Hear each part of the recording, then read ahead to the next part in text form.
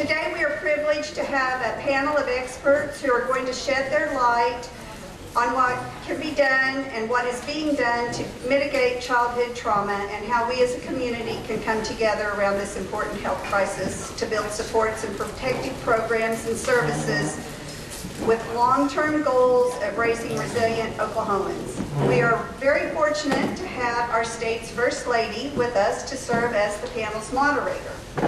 First Lady Sarah Stitt is a professional who has spent the past 20 years creating healthy work environments and raising 6 children in the course of her marriage to the Governor, Kevin Stitt. As First Lady, she intends to use her position to marshal individuals, groups, organizations, and resources to advocate for those suffering from mental health issues and adverse childhood experiences. Thank you, Mrs. Stitt, for your commitment of time and your dedication to making this issue a top priority.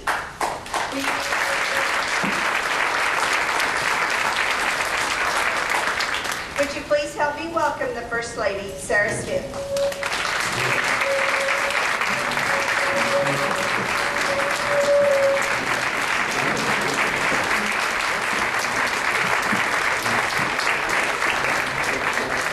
Thank you very much. Wow, what a fabulous turnout. I could only see part of the room when I walked in, and I had no idea when I rounded the corner. This is really, really amazing for the communities that partner to have this great of a turnout. How many of you, was this the first time you've seen the film? Raise your hand.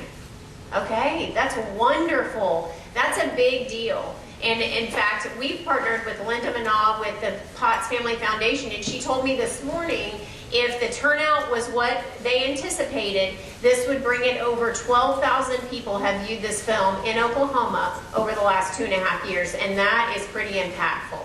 So Linda, thank you for your hard work and how much you've championed this cause. Thank you so much. Well, like many of you in this room, the first time I saw this film, it was very, very eye-opening. All of a sudden, my brain began rewinding back to my childhood and the different things I experienced, and it's almost like a light bulb went off to explain my parents, the way they raised us, the environment we lived in, my siblings, the trauma they experienced, and it began to put things in perspective. Which sometimes, as I think you heard one of the doctors, or I think it was a social worker on the TV said, I have a score of 8. Now, I don't really want to focus on that, but let me look at the positive things that I did in my life to conquer that, and how can I put that out to help others as well. And that's what I've looked at this film as. A light bulb went off in my head, and it made things kind of puzzle pieces fall into place in a way to where I could look forward into the future and think, well, how can I use this information that I learned that really shed light onto my parents' childhood and my childhood, my siblings' childhood? How can I use this information and take it forward to help the future generations of Oklahomans in our state? And so when the first time I saw this, I thought this has to be a part of what I do, is raise awareness for ACEs and trauma-informed care. But then the new part of that is the hope that comes after, and how we can measure hope in our state and turn our state into a hope-centered state that gives children a positive and hope-filled future in Oklahoma. So I think this film is a big part of that, and I want to welcome our panelists. We are very, very blessed to have some amazing panelists from your community here to help answer some questions. And it's going to be really exciting to hear their take on the film and what they do in their specific lines of work. So if I could ask the panelists to join me up here, that would be great.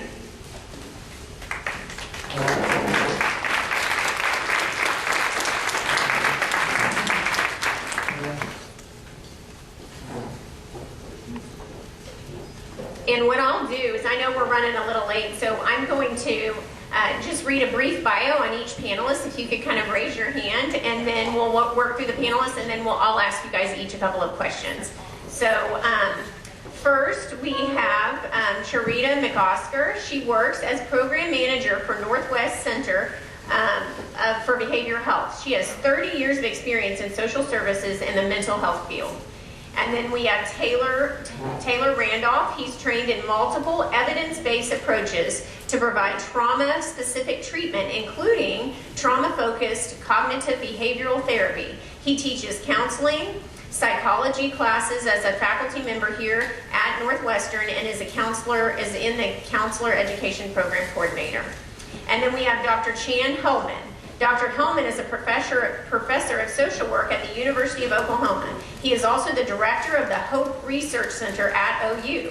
Dr. Hellman's research is focused on hope as a psychological strength that helps children and adults overcome trauma and adversity. We also have Amber Mayer. She has worked at Northwest Family Services for 14 years, serving as a counselor and host home and foster care director. Amber has training in trauma-focused cognitive behavioral therapy, trust-based relational interventions, and facilitates the Within My Reach relationship enhancement curriculum here in your area. Thank you guys for being here today. I'm so excited to hear the answers to these questions and kind of your take on this film. Let's start with you, Sharita. Household dysfunction, specifically substance abuse, is considered an adverse childhood experience. We know that addiction in adults often stems from unresolved childhood trauma. Can you talk about the impact of living in a household where substance abuse is prevalent, and the generational consequences of this repetitious cycle? Yes. Can you hear me? Close enough. I think it's interesting because you can have two siblings raised in the same home where there is substance abuse that creates trauma within the family, and one of them will be the kind of person that won't touch alcohol at all, and the other one will be the kind of person who also follows into that addiction.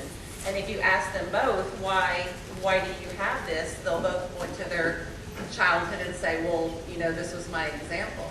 And so part of that has to be our personality that we're born with. But then the other thing is all of us have been children, and our childhood is, you know, a large part of our lifespan, and it's where we learn our culture, it's where we learn our morals. They say that by the age of 5, your moral is set, what you believe about what's right and wrong. So that portion of our life really sets us kind of down a path. Not that we can't change that path, but it won't change accidentally. It has to be intentional. You have to choose to make changes. So what happens is so many of us fall into that category of repeating the cycle, whether they're positive cycles or negative cycles. We tend to raise our children very much the way that we were raised. And so that cycle of events that's set in motion, again, we can change it, but it has to be intentional. And so I think one of the key factors in Northwest Oklahoma, I think we have excellent school systems and we have excellent communities, but we have to teach positive behaviors at every step of the way for our children. So I think it starts in pre-K. I think it starts in kindergarten to teach them calming skills, how to calm themselves down when they're stressed or when they're anxious, teaching them how to make choices. You know, so often we don't ever teach the people that we're raising how to choose right from wrong. You know, we punish their behaviors, but we don't teach them how to make those choices. So it starts very, very early. And I know that our communities have coalitions in which all of us that are in different organizations participate together and work together to try to do things. But I think we can strengthen that to where we can kind of shore up the missing pieces amongst ourselves. Right. That is very, very true, and I think as a community, from what I've seen so far, you guys have a lot of organizations and different nonprofits, and I think church community is such a strong community base that is really committed to making a difference in your communities, and that's really encouraging because, as you said, in our rural communities, this is a challenge. And I know, as you talked about, 2 siblings raised in one home, I'm one of 4, I'm the oldest of 4, and my mother had severe alcohol and drug issues growing up. Well, we didn't know that hers was related to severe childhood abuse. She would have an extremely high ACE score. But those things were not talked about back then, and instead, her life of addiction and attempts at suicide really is what controlled our family. We did not go to school outside of our home, so our home was kind of this battleground. We were all raised in a very similar experience. However, the outcomes were different for my siblings and I. And it's interesting, I don't know what shows that resiliency. I would say hope is a big part of that. I know as a very small child, I had a hope. I just somehow could see my situation and I thought things could be better. And I had some key relationships in my life that probably completely changed the trajectory of where I would have gone. And I think a lot of that, as you said, some siblings totally steer clear of any sort of addictive behavior. I even monitor how much coffee I drink. And I think about that constantly because I saw my mothers struggle with not only illicit drugs, pharmaceutical drugs, alcohol, sugar, everything. Addiction is so deep in her system, she fights everything. And then I had certain siblings that literally, that was not a safety guard for them. It was almost like it was a fallback. And they struggled throughout their life. I'm very happy to say that all of my siblings now are successful and are on a great path, but it is pointy, and you don't know what relationship or what you can do in the life of a child that would actually change the trajectory of their life. So thank you for your work, and thank you for that. I appreciate that. Taylor, tell us some of the evidence-based programs and approaches to working in trauma treatment that you have found to be most helpful. Has your knowledge of ACEs, resilience, and hope altered the way you prepare your students to enter this field? I appreciate your question, and I appreciate everybody putting this together. This is a real honor for me. So the question had to do with evidence-based approaches, and I'd like to take it through a lens of one of the characters that were in our film that we just watched. If you could, please recall the young lady. She was African American. I believe her name was Cynthia. You'll kind of recall her, and they did some interventions with her. One of the things that struck me when I first saw, she made the comment, I have 4 children by 4 different dads. And so, a lot of us may sit in judgment or think, wow, how does that happen? And so one of the things about ACEs and acknowledging ACEs is stepping back and recognizing, okay, how are we going to help? What can we do to intervene? I had a student, an undergraduate student, pick up this research and did her own ACE study. Her study was built around ACEs and teen pregnancy. And so which one of the ACE factors out of 10 would you assume is going to lead to teen pregnancy? A lot of people might assume that sexual abuse is going to be the biggest predictor. In her research, what she found was actually, out of her sample, she had a modest sample size of 70, but what she found was that the biggest predictor of childhood pregnancy, teen pregnancy, was physical neglect. And so you think about, what is a person looking for? What need is a person trying to get met through these behaviors? And so, I think it gives us pause. Out of the 50 classes I've taught here at Northwestern, I've integrated ACEs with all but about 5. I know I did some calculations there. I see several students that are probably heard me talk ad nauseum about some of these things. But when we think about that and we reflect back upon, what is going to be helpful for Cynthia? What is going to be helpful for Cynthia in her situation with 4 kids? And what's going to be helpful for that next generation? Is it going to be us sitting in judgment and us thinking about her behaviors in some sort of, precious way? Or is it going to be us coming to the table with new information, with new knowledge, thinking, what can I do? What happened? How can I help? And so when we talk about the evidence-based approaches, the ones that work, the ones that are shown to be effective, are the ones that make human connection. The ones that are shown through the research that really drive change are the ones where people actually connect with another human, where you have somebody to lean on. When I think about back on my own practice, the cases that had poor outcomes had no one. They really had no one to lean on. I think about some of the worst case scenarios, some of the just unimaginable things that happen to children. And if they had one stable, compassionate, caring adult that was solid, these outcomes were good. These outcomes, they were okay. They made it. And so, think about this today. And there are techniques such as parent-child interactive therapy, trauma-focused cognitive behavioral therapy. But if we get really hung up on, okay, what's this tool I can use? It's almost like, what drug can I put at this to make a difference? It's not the tool or the drug, it's the human connection. So if you can take anything away from today, and even my students, I would say, please take that component. That is extremely, extremely helpful, because when you're talking, I'm just thinking, for one, it's exciting that you've been teaching this long and been promoting this in our communities to students that will then go out into our community. But also it's true. As a child, in my home, I was really void of a mother figure. My dad worked very hard to provide as much of a stable environment as he could in where we lived, but there was a woman that lost her daughter, who was a couple years older than me, in a tragic car accident. And so she went to our church, and initially I thought, well, I'm just going to be nice to her and I'm going to spend some time with her. And in that relationship, what I thought I was doing something kind for her, she became this mother figure that I had never had. I had never experienced that type of interaction, because my mom just did not have that ability.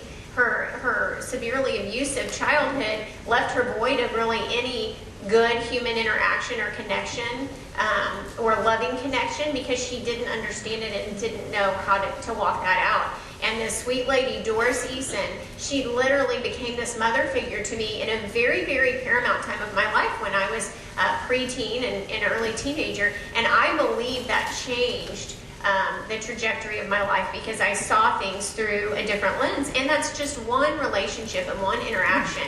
And so I would challenge you guys to look in your circle of where you're at, your church, your school, your community, your street, for someone, a child, that you can interact in just a small level. You don't know what the difference that it can make. And you don't know what doors it will open for that child, because you're absolutely right. Void of human connection is where these children go out and seek other resources for that connection. And after Kevin was elected, I started looking and working with a lot of different programs. And in Tulsa, there's a program called Women in Recovery, and they work with women that are basically, they identify them through the judges in the court system that are going to be put in prison. And instead, it's a diversion program. They commit to this program, they screen them really, really tightly.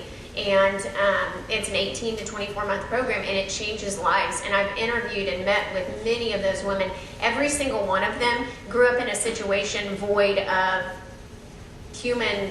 really human love and contact. They were either homeless, their parents were in prison, their parents were drug addicts, mental health issues in their family, all of those things. And it's a generational cycle. And one of them sat and told me her story, and she said, what I realize now, which I didn't realize 2 years ago, is that I literally was repeating the generational cycle that my mother had also repeated. And that's where I think you're completely right. We can give medications, we can give help to these different issues, but until we can get ahead of these cycles and we can intervene in these children's lives before they're at a crisis point with the criminal justice system, or before they take their own life or the life of someone else, that's where we will begin to see a big, big impact. But that all starts with community involvement and we ourselves taking personal responsibilities for the children in our community. So thank you for that. We really appreciate your work. Chan, Dr. Hellman, this film's subtitle includes The Science of Hope. You've been involved in actual researching hope for the last decade, and your work now gives us scientific proof of how hope changes lives. Please tell us more about this research, including how you define hope, how it can be taught, and what research tells us about the power of hope in changing lives. Thank you. So hope is the belief that the future will be better than today, and more importantly, that you have the power to make it so. That's the essence of hope. What I would argue, and I just want to kind of echo what Taylor said, is that hope is a social gift. Hope is not something that happens in isolation within us. It happens in relationships. And so hope is based upon the idea that each and every one of us set goals in our lives. So from the moment you wake up until the moment you go to bed, we are pursuing goals. The essence of hope is whether or not we have the pathways or the strategies by which to pursue and achieve those goals. And then the final component is willpower, which is the motivational framework. That is the idea that we're motivated to pursue those pathways. And so the work that I've been doing over the last 10 years is primarily in child abuse and neglect and domestic violence and homelessness and poverty. And what we study is the intervention programs that nonprofit human service programs have on nurturing hope, that giving children and adults the belief that the future will be better than today. And so I think that your program services in your communities are in fact pathways of hope for the people that they serve. And that's the essence of what we study. The other thing and final thing I'll say is that hope for us is a cognitive process. It's a thought, it's a way of thinking. And because it's a way of thinking, it can be taught. We can teach that. I've had the privilege of doing several research projects in our communities, but one in particular has been focused on children with extreme adversity. And this group of children nationwide actually have an average ACE score of a 4.4. Their average age, by the way, is 10 years old. And so what we see in a very short time frame is a significant improvement in a child's hope in 1 week. And by the way, the power of hope is that when we see a 2-point increase in a child's hope score, it predicts a letter grade change in the classroom. And so the idea with these, with awareness of ACE is what does a rage-filled youth become in our communities, right? They become a rage-filled adult that is more likely to engage in criminality and perpetrating violence and on and on. And so we have to start to find strategies to begin to intervene that. And what we're studying is how organizations and communities can become hope-centered to unify a coordinated community response to these adversities. Thank you very much. I know your work is quite groundbreaking. It is very exciting that it is centered here in Oklahoma, and I'm really, really excited to see the momentum of inspiring hope and teaching hope across our state. I think it's going to change the outlook and really change lives and generations of Oklahomans. So thank you for really working so tirelessly, and thank you for helping us push this forward in our state. Amber, tell us more about the work you are doing in foster care and about the relationship enhancement curriculum you teach. Could you also touch on what small, practical, daily steps individuals hearing this message now can do in their own homes and in their realm of influence to counter the ACE scores that they have? So, Northwest Family Services subcontracts to do foster care, so I run our foster care program, and I'm working with kids that have significantly high ACE scores, and trying to reunify them with their parents who also have high ACE scores. And I think that's the biggest thing, is this is generational, and unless we can help the adults change, we can educate the kids and show them that their normal at home is not healthy and safe.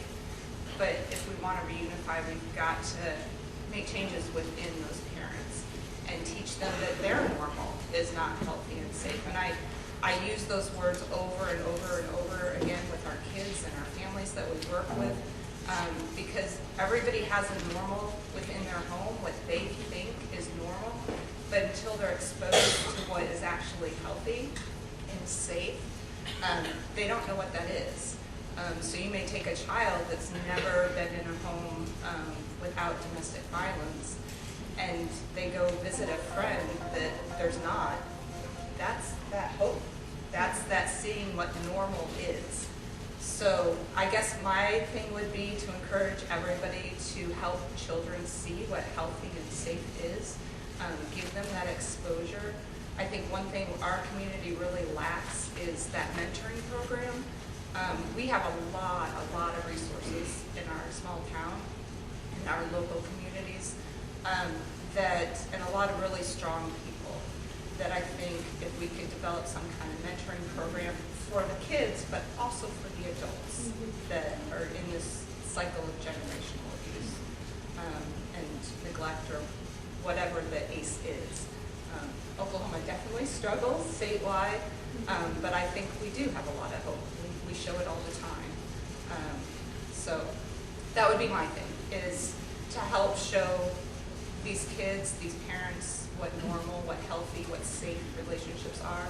And the one curriculum that was referred to as our Within My Reach program, and that is taking individuals who are at risk for being in unhealthy relationships and teaching them what healthy and safe relationships are, so that they can then demonstrate that for their kids and be there for their kids. So.